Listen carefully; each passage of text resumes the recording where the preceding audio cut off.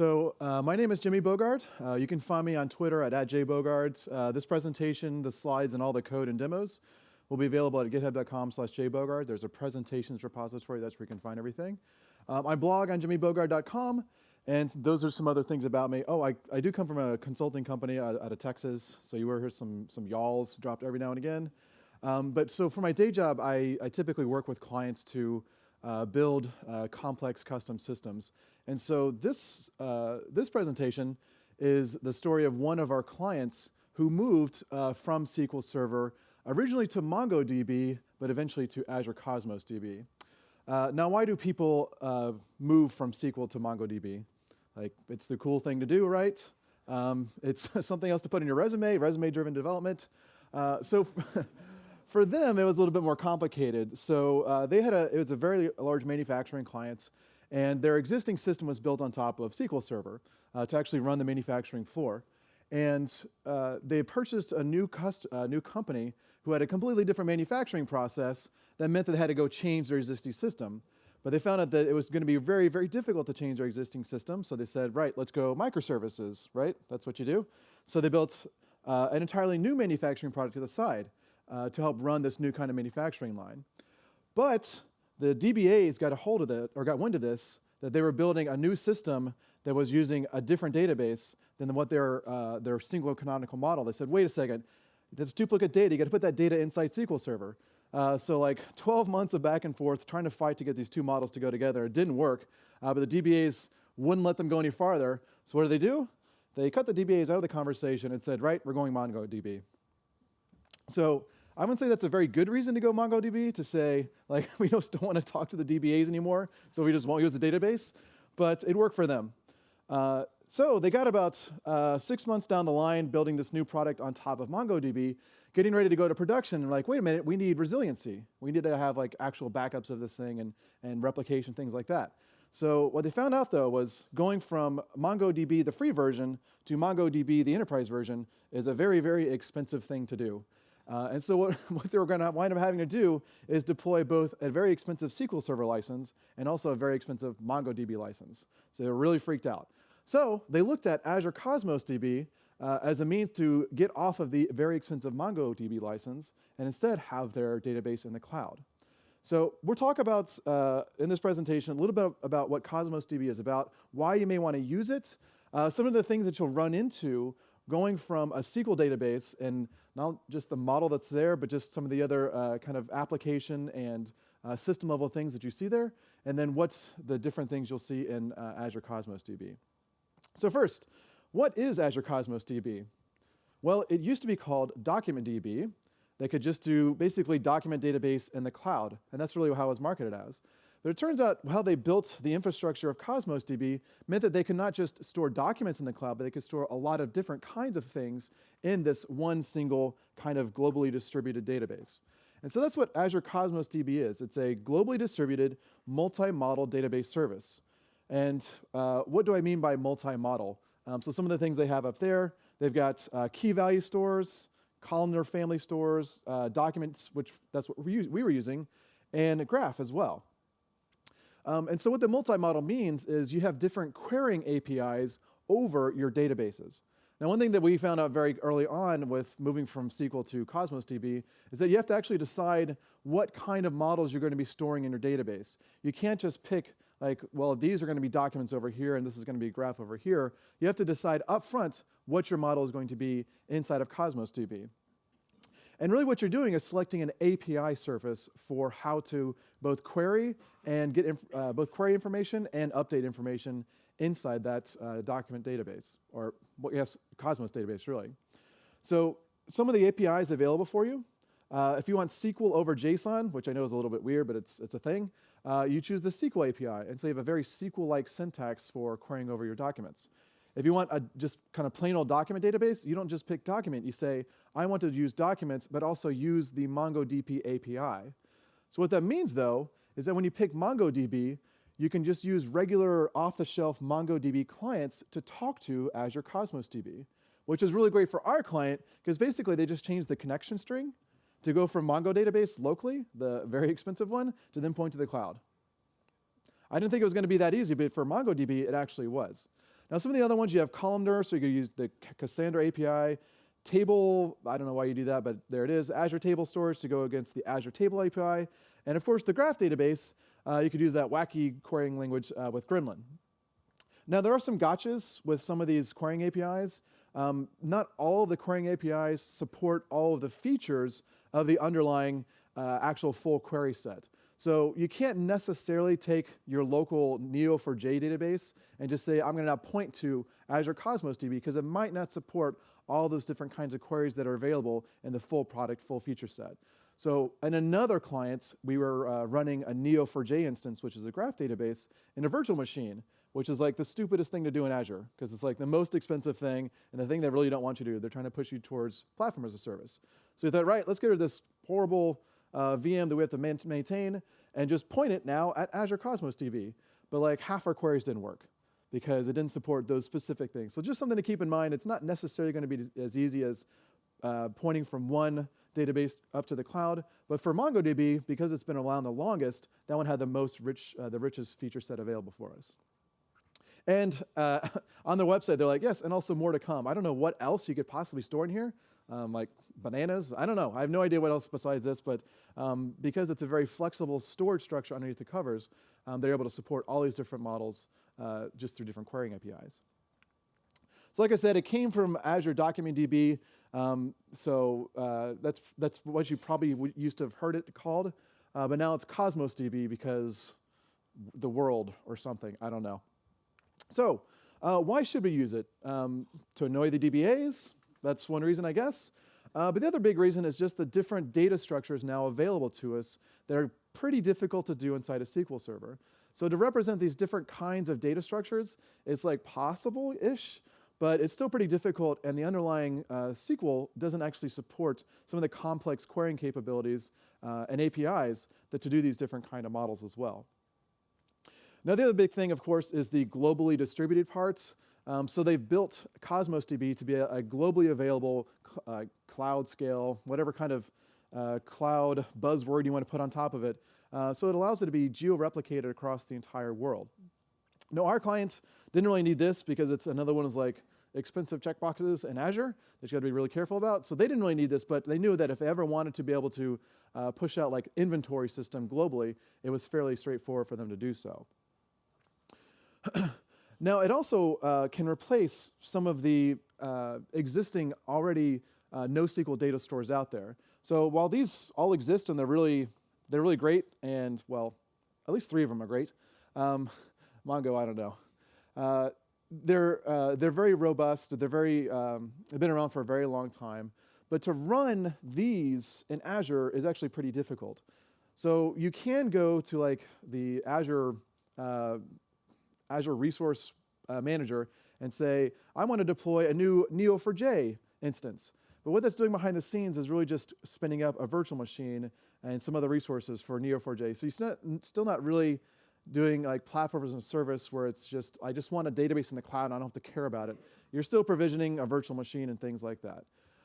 But if you're not on Azure, I'd say that if you're on AWS, then it's much easier to run these things in those different cloud environments. So if you're going to Azure, and you want one of these things, I would say look at Cosmos DB instead of like managing your own database instance. Now, one of the first big things that our client ran into when going from SQL to Azure Cosmos DB or MongoDB first was just modeling schemaless data. And they had tried to do this in SQL Server originally. And you've probably done this as well, right? Does anyone have like a table with a byte array column that's just like dump junk in there, and then you have to deserialize it on the way out? So you can do like schemaless-ish things in SQL, but it's not that pretty.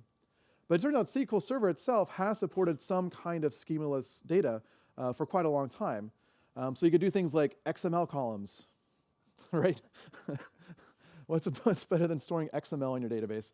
Or you can actually output data as XML. So you could say, yes, I have this structured query with this very specific projection, but just go ahead and expose it out as XML. And I think people would do like one step further, which is directly expose these as SOAP web services. I wouldn't suggest doing that, but that's a thing people have done. But new in SQL Server 2012-ish timeline was the ability to manage JSON data directly inside the database. And so they had special functions and data types to be able to do so.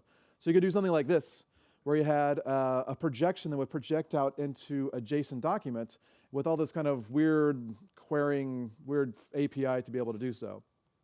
So again, it's like possible in SQL Server to do JSON-based documents, but the syntax is pretty ugly, and it's nowhere near as robust as other SQL servers like Postgres, which has really, really great support for JSON inside the database. So they looked at this and said, right, if we do this, the DBAs are still going to hate us. So even though SQL Server like supports it, it doesn't achieve our goal of like never talking to the DBAs ever again. So that's not what they wound up going with. Like I mentioned before, when they went to production, they had the problem of just figuring out how to make sure they had resiliency with their Mongo database. So SQL Server does have this ability to have failovers and things like that. So this is like this is the always-on capability of SQL Server. That's again like one of the really expensive checkboxes that you can check inside SQL Server. Like when you check that, suddenly your bank account goes to nothing. Procurement starts to yell at you because it's a very expensive feature inside of SQL Server. But the idea here is that if one of your nodes goes down, you can automatically be switched over to one of the other running instances. Again, it's a very expensive thing to do when you're hosting your own SQL Server databases as they were. It is becoming more available in different SQL Server editions, but again, for them, they didn't want to talk to the DBAs. So even though they had this already super expensive SQL instance with the most expensive yeses in those columns, it just wasn't going to work for them to build their new product. So just transitioning from SQL, they had a really difficult transition just modeling their information. So in typical SQL Server modeling, you're figuring out what are your nouns and what are those relationships. So what are the entities and the relationships? And you start to build diagrams like this where you have like, well, I have a product, and a product has many items, and there's categories and things like that. So you have this very structured view of the world. This also gives you some very flexible querying capabilities, so you can kind of start from any direction and go any which way you want. But in Cosmos DB, you're not modeling with entities and relationships. Instead, you're modeling documents as a whole. So something like this, where I have like a product has many, what else is on here? Model and description. Oh, good Lord, that's a lot of junk in there. So to go from this to be able to model individual documents is pretty difficult. Where do you draw the lines here? What belongs in a document, this document versus other documents? You can't just join inside of Document DB or Cosmos DB. You have to get one document and then get the other. So every single document has to be very self-contained of the information that it has. So they can't just take their existing modeling tools and their existing modeling capabilities and just say, we're going to do that inside of Document DB. Instead, they're building documents that look a little bit like this. So this is a representation of an order. So an order has a status, it has a customer, and has some line items, and as well as a total. But what you see here is that the entire order information is stored in one single record. So everything I need to be able to reason about that order, whether it's to what data do I need to read or what data do I need to keep track of and write, everything is going to be stored inside this one record. We can have complex structures. So with SQL, if you want to have, go from the normalized relationships into a complex object graph, you have to typically use an ORM to be able to take that one single set of records that comes back that's just like a flat set of records, and then unwind that into a complex graph. But here, I can have a complex object that includes something like a customer object and be able to support that both directly in my object model as well as just store it directly into Cosmos DB.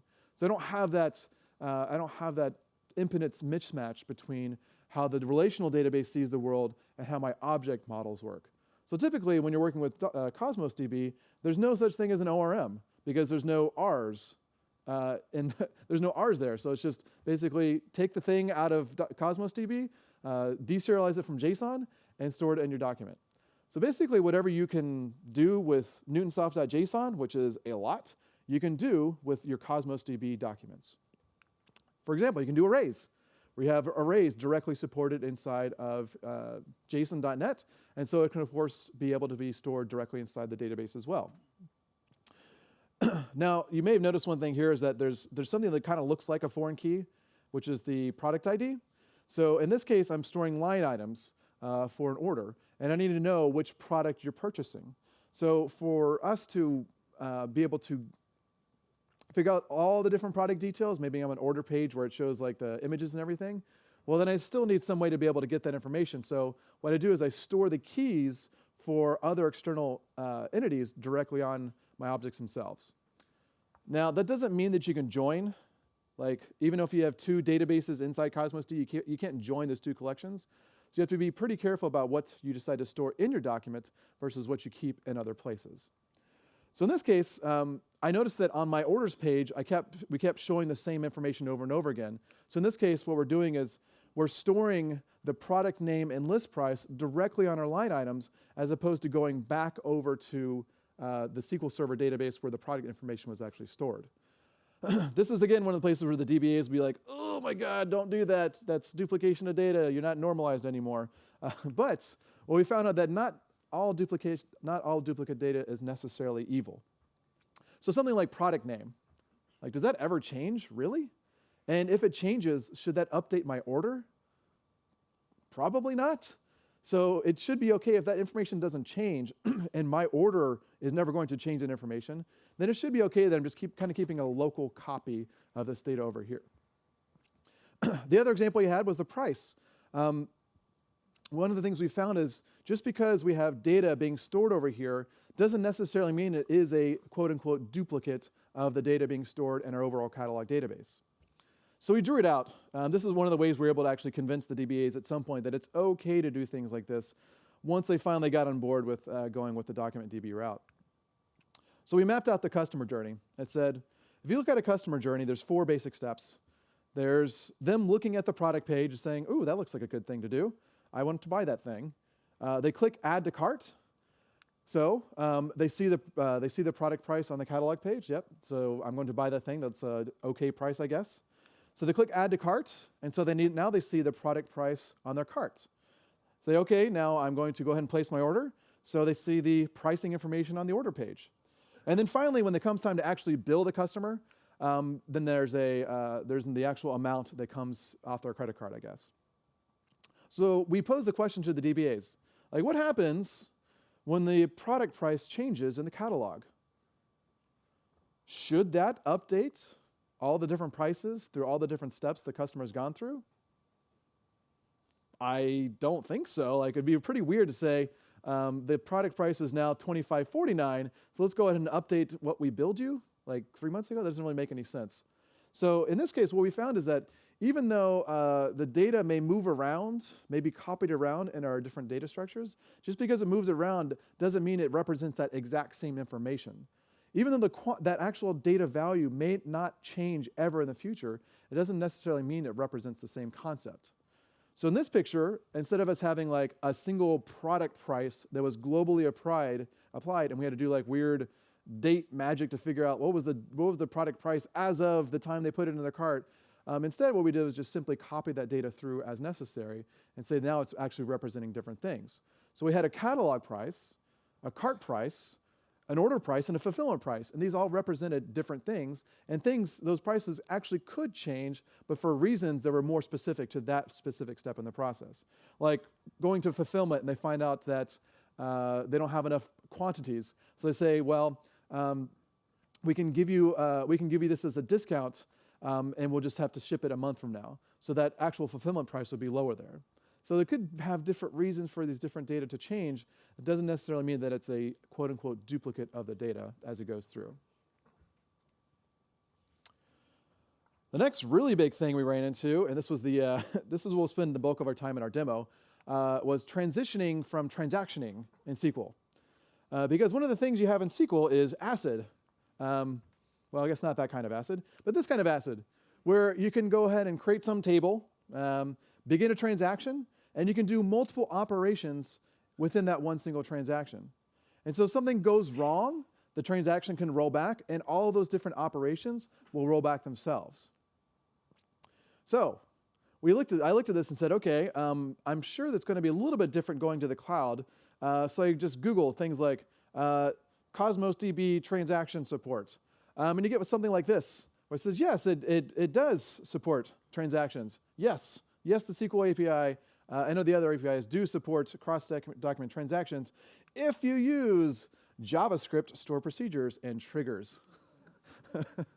So I was like, okay, wait a second.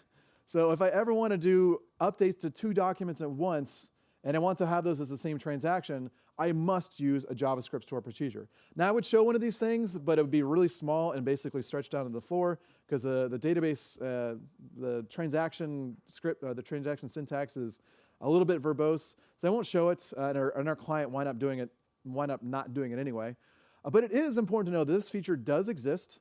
And the reason why you would want to do this is because you want to have 2 things be able to be in the same transaction and either both update or neither update. Now, when you Google MongoDB transactions, there's nothing like this.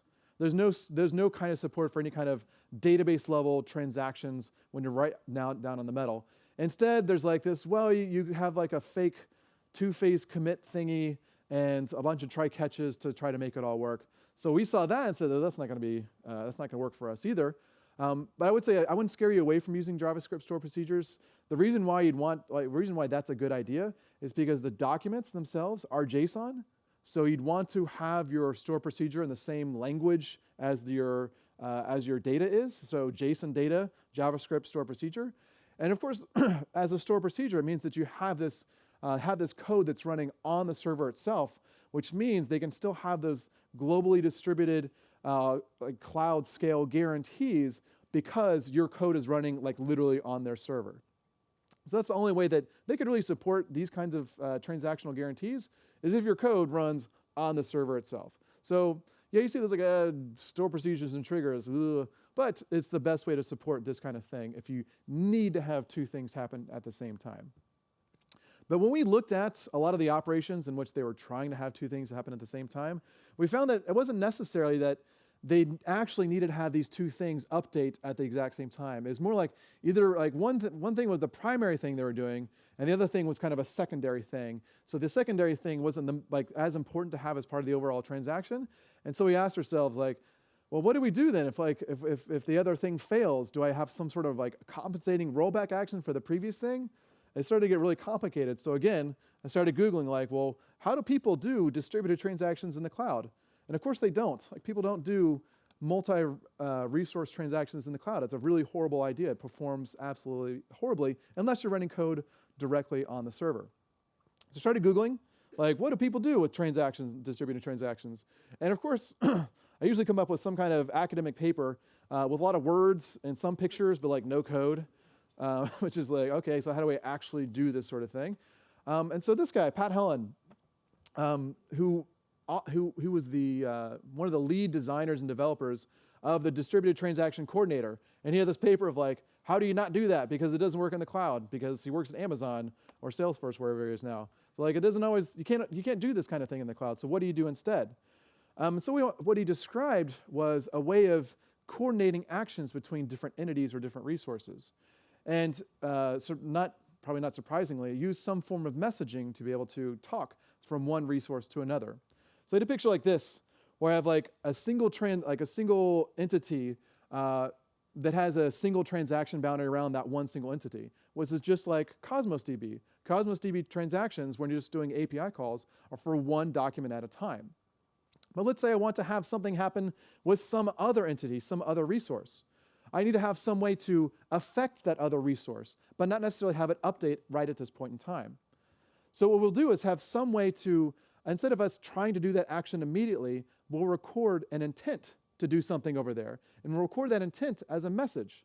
And that message will be stored in the exact same entity as all of our other business data. So when I want to have more than one thing happens, then those messages kind of pile up, and then as something needs to go ahead and activate the other entity and then pass that message to that other entity. Now, on the receiving side, I need to know if I've received this other entity's message or not. And so what happens is our entities actually store the history of communication from other entities as well. So we'll know that if we receive this message to perform some action, we go ahead and look at our local list of messages and say, have I already done this thing before? And if I have done this thing before, then nothing to do. So when I'm looking at a series of entities talking to each other, they're using messages as a means to have that communication, but those messages are stored inside each of the entities so that I still have just one single transaction for both my business data and the communication I need to have to those other entities. Now you could look at this and say, why do I want to store my messages inside my entities? Why don't I use like one of the other 18 different ways to do messaging inside of Azure? Why not Azure Service Bus or Event Hubs or the other event things they got going on, event grids or Azure Queues? Like why not use one of those other things? But the problem you run into is that if I make some kind of update to a document inside of Cosmos DB and then send a message, well, sending that message is not also part of the same transaction as my document update. So that means that sending the message could also fail. And if that fails, then I don't necessarily want my update to fail because it's already happened. So I still needed some way to coordinate the sending of a message to someone else with my business update of the data I have inside my document. So our solution, when we looked at this, is like, okay, great. No one had any code for anything like this, but it looks awfully familiar to some existing patterns that arose out of the domain-driven design community. So if you're doing something like event sourcing, for example, event-sourced entities have these events that are stored on the entities themselves, and in fact, they hydrate state. This client was not going to go that far. They had a bad experience with event sourcing, so they're like, oh, we don't want to do that. But they did wind up going with domain events. Domain events are similar to event sourcing, except instead of events making up the state of my object, domain events are really just a way for me to store events related to my entity, but not necessarily have them be the state of my entity. So in this case, and I'll walk through the code example of what this looks like, my overall entity, my overall document, not only has the business data associated with it, but also includes an inbox and an outbox. And like in my head, actually picturing like a human with an inbox and an outbox to go ahead and do this work. And so the inbox is for incoming messages from other entities. So if some other entity wants to talk to me, they send a message to my inbox. And if I want to talk to other entities, then I put a message in my outbox. And the transactional boundary, again, is around this one single document. So communication occurring from other entities happens through these like little message queues that I'm storing on my overall document itself. One eventual problem we did run into is that like the inbox would get cluttered, if you will. So we looked at, do we really want to store entity messages forever? So we did have like a kind of a garbage collection that said, well, I don't want to store my inbox messages till the heat death of the universe. So maybe just I need to keep like a month worth of inbox messages. And the whole reasoning behind this is that when I receive a message, receiving the message from another entity and then making an update, well, when I make an update, I'm storing the message in my inbox and then updating my business data, but then I also need to remove that message from the outbox of the original entity. Well, that's another transaction. So that's why we have a separate inbox to keep track of messages received. That way, if I receive the same message multiple times, I only process the actual side effects once. Now, even beyond this was the different isolation levels we found between SQL Server and Cosmos DB. So while this is all great and grand, even just a transaction around a single document was more complicated. So SQL Server and all SQL databases have this concept of ACID, and then they have different isolation levels to have different levels of guarantees. So the highest level of guarantee is at the bottom, serializable. So if you're running serializable isolation level, that's when you're actually doing ACID in SQL Server. Everything else is a more relaxed transactional isolation level for doing work. And so most people don't actually use serializable.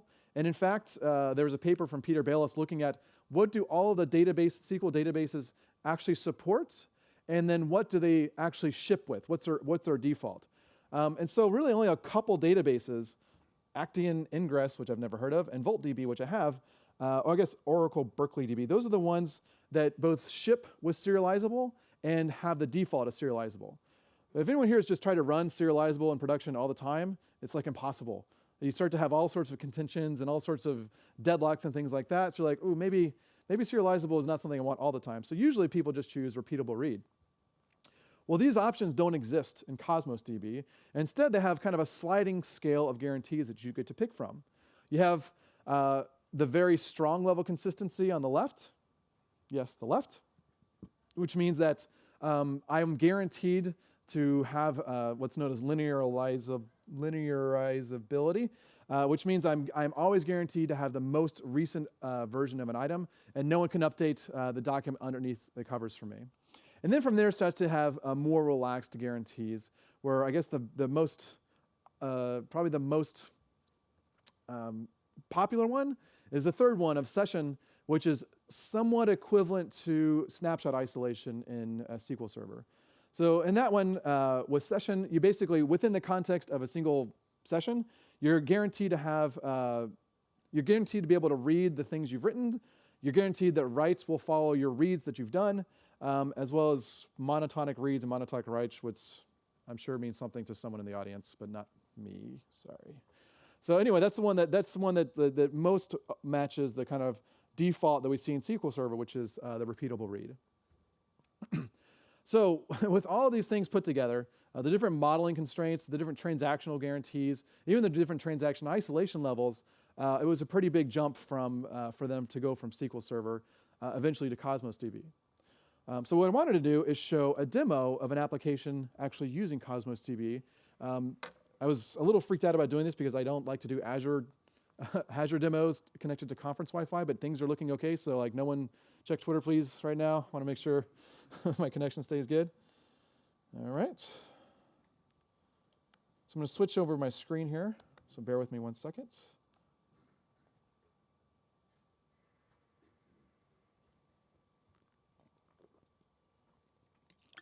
Okay.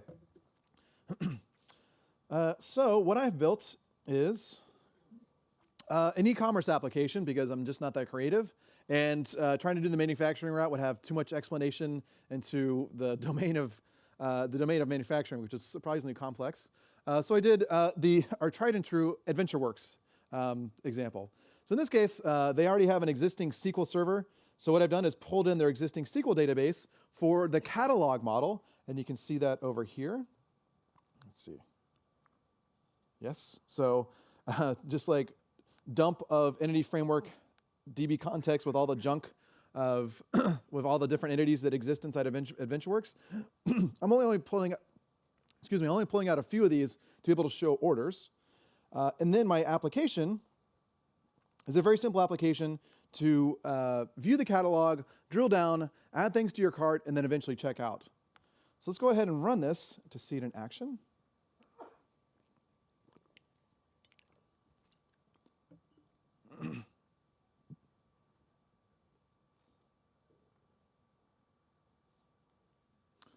So for this one, the SQL database is just on my local machine, but the Cosmos DB, of course, is going to be in the cloud. Now, one of the things I could have done is to run an emulator. So they have a couple different emulator options, so you don't have to always connect to the cloud to be able to do local development. So to do that, you can install the Azure Cosmos DB emulator, which is just an application that runs. Or what they also have, if you're Docker savvy, is there's a Docker container that you can run as well. They can just say Docker run this Cosmos DB instance, and it'll run the Azure Cosmos DB emulator on your local machine. But I wanted to demonstrate some of the transactional things with Azure Cosmos DB, and the emulator does not support all the transactional things you can do in the cloud. So that's why I'm running against the actual real version here. So up at the top here, let me zoom in a little bit. Up at the top, I'm not very good at web design, so this is about the best I can do. So here's a list of the top level categories in my catalog. So I can drill down and say, show me all the bikes. Okay, here's the first level. I've got mountain bikes, road bikes, and touring bikes. So let me dig down one more level in the catalog. And now I have a list of all the products. And yes, I know it's ugly, but this is, again, the best I can do. So I can look at the details like, oh, yes, this is the top of the line competition mountain bike. I think there's supposed to be an image, but I was too lazy to put it in. It's got an HL frame. OK, that sounds great. And traction for all terrain. That sounds awesome. So let's go ahead and add this to our cart. And then cart updated. And we can go ahead and view the cart and check out. So when we check out, we go to our order, or we go to our order details page. And at this point, we've transitioned from the SQL world over to the Cosmos DB world. This is also like the admin interface, so I can also approve my order. So I can hit approve, and now my order status goes from new to approved. So let's look at the code of what's going on behind the scenes here. Go ahead and stop. So the original product details page showing the different product information, that was going through just different Razor pages. So in this case, I've got the index page that is using the DB context to go pull some stuff out. So this is fairly stored EF core stuff. Like this shouldn't be that exciting or interesting. Is that big enough for everyone? It's kind of a short room. Yes? OK. Listing information, again, this is just more EF core junk. More EF core junk, okay? So it is using an actual database for all the product information, but there is that transition when it hits add to cart. So when I actually do the cart piece, the cart is actually just putting stuff inside of session. So I could have done something even more Azure-y, but this is not a general, like if I probably use like Azure Redis or something like that. But I'm just using HP Session instead, so using Session to be able to store the cart information. And then finally, when I check out, this is the code to actually check out. I get the cart information, so just getting the shopping cart out of Session. If we look at this, this is something that is actually stored inside of session state, so it can be like more complicated looking, but this is just serialized and stored in session. So you can do, I have the line items as part of this, the line items including the product information, the product name, the ID, the price, the quantity, and the subtotal. But that's just all stored in session. When it actually comes down to Cosmos DB, I'm transitioning from the stuff I stored in SQL, the stuff I stored in session, and now I need to build that document that's going to be stored inside of Azure Cosmos DB. And so that's what we have right here. An order request. And the reason I called it an order request is because I'm not literally creating an order in the backend system. For this one, it has to be approved. So this is an order request because someone has to approve this order for it actually to be then pushed on into fulfillment. This order request is just a regular C# object, but you can already see that there are some more interesting things going on. Like I can have a complex customer object that has the first name and the last name. I have the set of items that includes building out the line items from the cart items. So I'm building in the product ID, the quantity, the list price, and the product name. And again, I'm pulling over the product ID because we'll need it here sometime in the future. And I know that that's not going to change, like product IDs don't change, but I can't join from that to be able to, I can't join from that to go see the product details. So in that case, I'll have the product name stored directly on it. So when I'm showing the product, let me go back to the, oh, I closed the screen. Of course I did.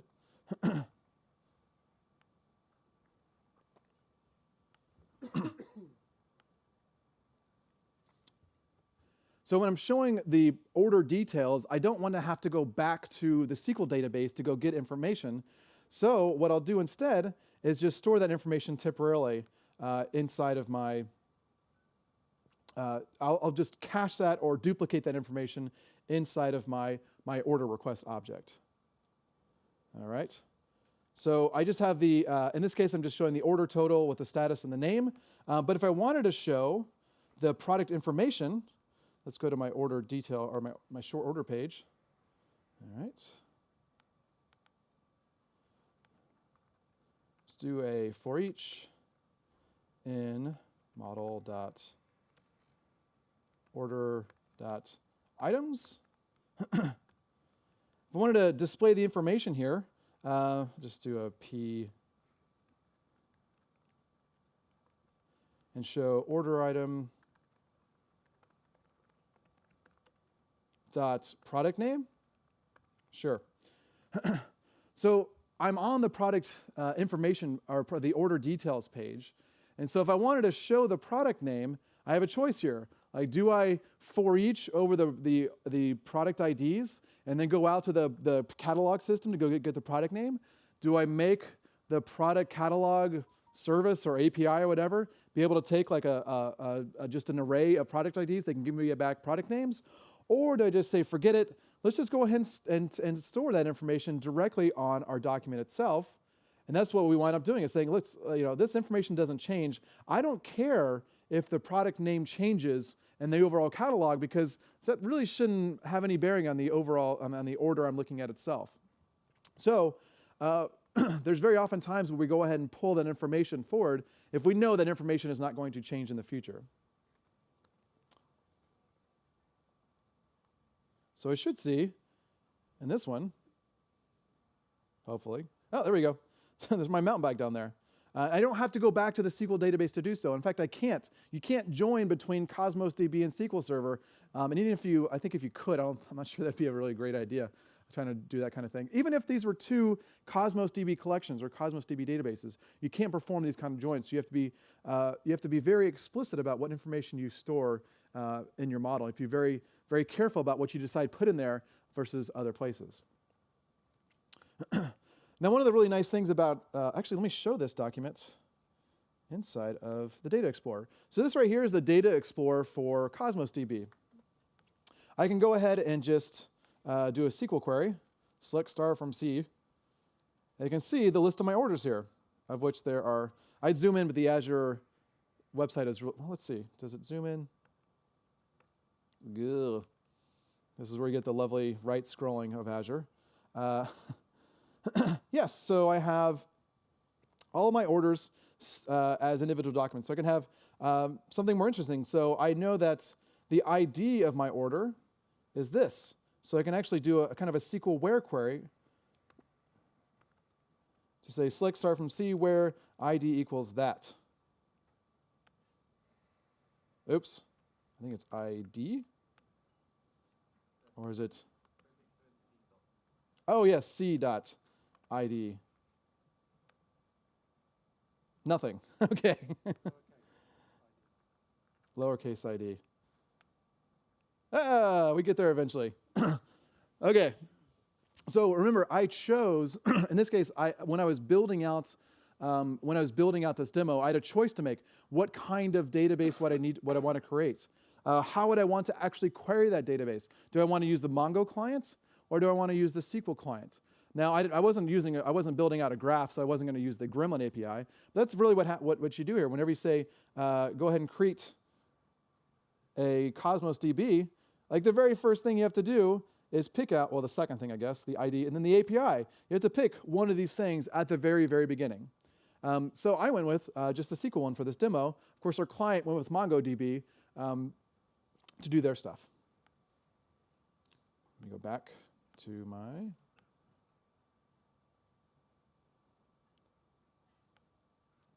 Okay, so yes, let me go ahead and do this query again. Select star from C where, let's see if I can get it right this time. C.ID equals that. Executes. Okay, so and when I look at the items down here, the overall document, I can see that it's storing the items as an array. It has a status of 0. And where does that status come from? It comes from my order status. The order status is an actual enum, new, submitted, and approved. So you can have enums because JSON.NET supports these kinds of things as well. I've got the total information as I guess a decimal, no, not decimal, whatever, as a number here. And then, of course, the complex customer information as well. So customer.firstname, customer.lastname. So one of the things you can do, because this is schemaless, is I can add new information on the fly to these different documents. So let's say I want to add on my customer a middle name. So I'll just have middle name. And then whenever I go to my cart and I check out Jane, and her middle name is Mary, sure. Jane Mary Doe, the boringest name ever. So, okay, imagine doing this in SQL Server. Well, you'd have to add a column to the database, but how do you add that column? We have to do some kind of schema change, so maybe you have to do some data migrations or schema migrations. Now you're using something like DBUp, or using ReadyRoll from Redgate, or using Roundhouse, or using EF migrations. You have to actually migrate that schema in the database to include that new information. But here I can just simply add it as a new field, and now that information is going to be added in the database. So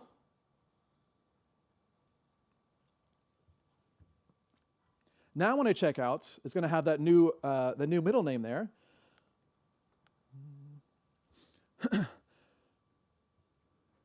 And it's just that easy. Not exactly though, because even though we're able to update our schema on the fly, I still have existing documents with that old schema, the old information in there. So their existing documents don't have a middle name. So what do I do with those existing documents without a middle name? This page, if I show the middle name, what should happen? Well,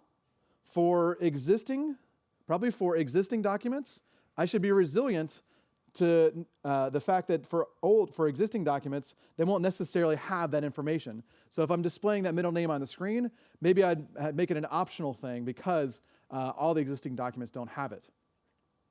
But what if it's a radical change in the overall document structure? How do I migrate that document structure for existing documents over to the new structure? Well, the answer is a lot of custom code. Unfortunately, there's no migration utilities for document databases. Like there's no Roundhouse or DBUp or EF migrations for MongoDB, nor is there for Cosmos DB as well. So again, even though it is schemaless, the schema actually exists, but it's in your application as opposed to in the database.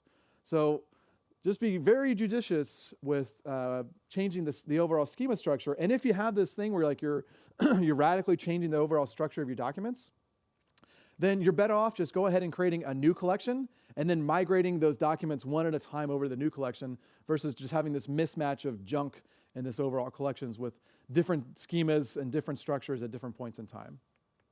So that was one of the other big gotchas. After 3 months of development, this is easy, just adding a single property that's an optional property. But what if I'm radically changing the structure? Well, they just had to have a bunch of custom code to go ahead and migrate the documents from one structure to the next. Don't have a great answer for you. It's just nothing's free in this world. So that's another thing that we had to just write custom code to, is to migrate documents or just be okay with the document structure that was not perfect.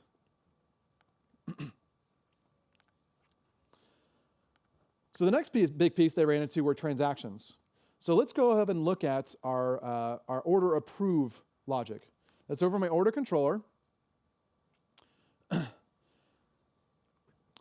And this is where we can see it's actually doing a couple things. So when I approve an order, the first thing it needs to do is mark the status as approved. So that's what this set of code is right here. So it's getting the information out of Cosmos DB. Let's actually look at that, why don't we?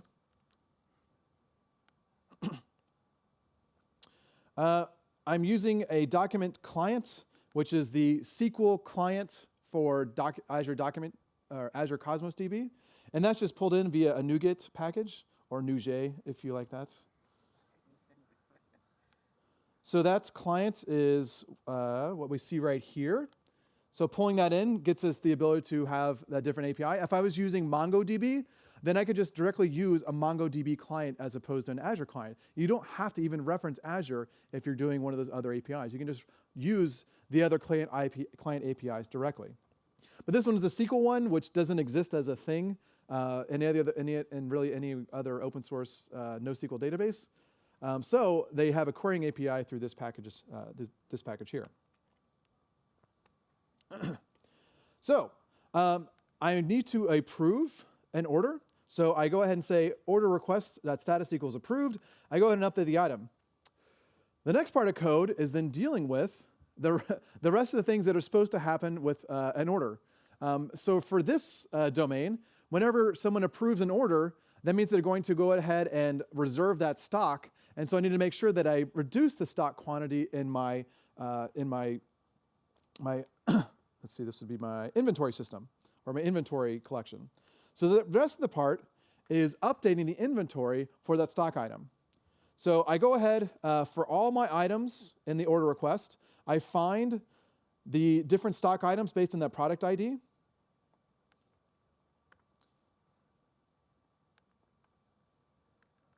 And because I'm using a SQL API, I can do things like using link expressions to be able to query information out of there. So that was kind of cool. I can, because it's the SQL API, it can use syntax that looks very similar to Entity Framework, where you can have expression-based filtering capabilities, strongly typed stuff, and all that sort of junk.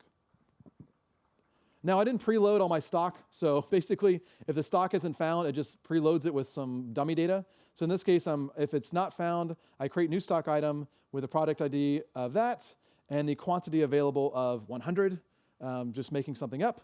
So this is like I was lazy in my demo part right there, so just ignore that. But the interesting part down here is, once I find the stock item, then I deduct the quantity available based on the quantity that you're ordering. So as more people order different stock items, I should see the quantity available go down.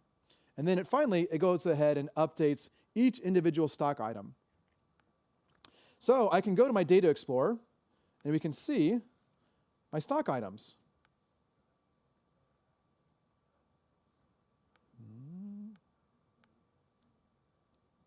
New SQL query. Go.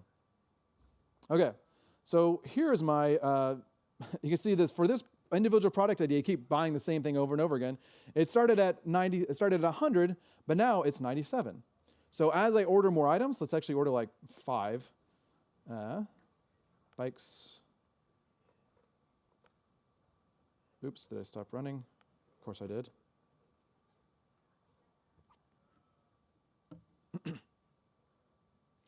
If I ordered 5 bikes, then we should see that quantity reduced by 5.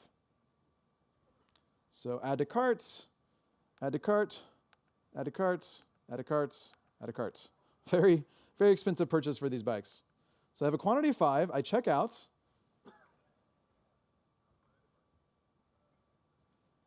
and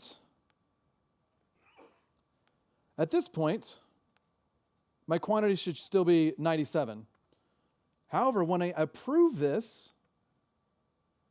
then the quantity should go down by 5. So at this point, there we go. It went down by 5. Now, this is the code that I saw with our client when they were, before they brought me on, using MongoDB and eventually Cosmos DB. And I pointed out a very big problem here, which is this update over here could succeed, but if this update fails, or any code fails, any exception happens here, then I'm in this half-finished state where I'm not quite finished getting all of the stock items out. So this is where we transition to using domain events. So right now, I'm trying to do these 2 operations at the exact same time. What I want to do is instead have the stock updates happen in sort of a different transaction, just a different set altogether, but using domain events as a means to communicate to those. So right now, I'm just saying order status equals approve. What I really want to do is do order request dot approve. This method doesn't exist, but what I'll be doing is moving that status update inside this method. Okay? So now, instead of someone setting that status directly, I'm encapsulating that operation inside of here. And the next thing I want to do is actually raise a domain event. So I'll say publish, and now I have to define my domain event. Now, in defining my domain event, what I'm trying to decide is how should this entity communicate with the other entity? And the way I'll look at that is, what is the information that is being used over here to be able to do that update? And what I see is it's using the product ID and the quantity available right here, or the quantity, as the information from the order in order to be able to do the sort of update. So inside of here, what I'll do is I'll for each over my items, and then publish a domain event that would be, let's just go ahead and create it here. I don't think I have it yet. Nope. Public class. Item purchased would be my domain event. And it's one of these things. And as part of it, I'll have the product ID and, and the quantity.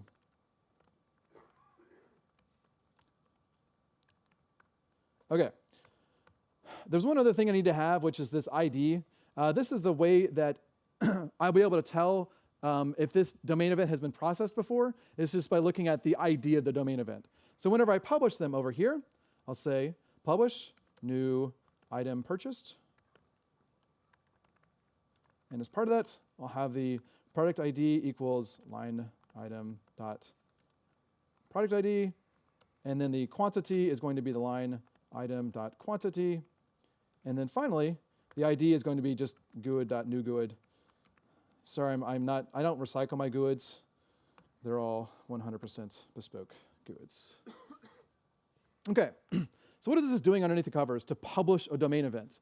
Well, publishing a domain event, for me, is literally just storing those domain events on a collection. So I actually built this aggregate base class that has my inbox and my outbox as just two collections of domain events. So the outbox is a hash set of domain events. It's a hash set to make sure I don't have duplicate domain events as part of that collection. And my inbox is another hash set of domain events, so just another collection of domain events. And then publishing is just literally like adding the domain event to the outbox. So now when I'm doing this operation, or just remove inside the order controller. So now when I'm approving the order request, that's the only thing I need to do. I say approve, update item, and then I'm done. So this part, to actually do the for each, that's no longer needed anymore because I'm using a domain event to be able to accomplish that operation. So to actually process that domain event, then I'll need to have another set of code, and I'll just put it in my stock. So right now the stock is kind of a dumb data object, but I want to actually process this domain event. So what I'll create is a handle method, public void handle, for that domain event. And that domain event was item purchased, yes, event. And so what I need to do as part of this is perform the actual logic to handle the domain event. Now, I said before that I want to make sure that I only process each domain event once. So I need to have a way to check to see if I processed this before. So I've actually created a method on the base class to process domain events. So over here, there's a process. So I'll say process the domain event, passing in the event. Oh, let me just call it domain event. That's probably better than event. Process, domain event, and then the action to actually perform. So we like E goes to, and what is this code actually going to do? Well, it's going to do what I was doing before in the order controller. So taking basically this part out right here, and then doing that inside this action. So quantity available minus equals E.quantity. And so that's how I can handle this individual domain event. Now, there's another set of code that I won't show because I don't have quite enough time, which is how do I link up the domain event that got put in the outbox to the inbox of the other side. And so there's going to be some infrastructure code to basically be able to pluck items out of the outbox, find the code that should load up the correct entity for how it should be processed, and then finally dispatching it to that entity itself. So all that code is actually over here in the infrastructure. It's very exhaustive of all the junk that it's as part of it. But what it gives for me as someone that's building this kind of code is I can now separate my updates from different documents by using domain events as the means to communicate between these different aggregate roots, or these different documents inside of Cosmos DB. So this now goes down to just the main update. All that goes away, and my my overall approval is just the bare minimum to actually approve the order request, and all the other side effects that need to happen as part of that are then achieved now through these domain events communicating inside each individual aggregate dispatched to the other entities. So it was a bit of infrastructure code to set this up. This is all to avoid us writing this code inside of JavaScript store procedures, which I like this better. Like that looks better to me, and that looks better to me than JavaScript store procedure. Plus, for this action, those two things didn't actually need to happen in the exact same transaction. So going as far to use a transaction would have been complete overkill, because updating stock didn't even need to happen at the same time as marking the status as approved. So if you want to see the full example of this, it's on my GitHub, github.com/jbogard/presentations.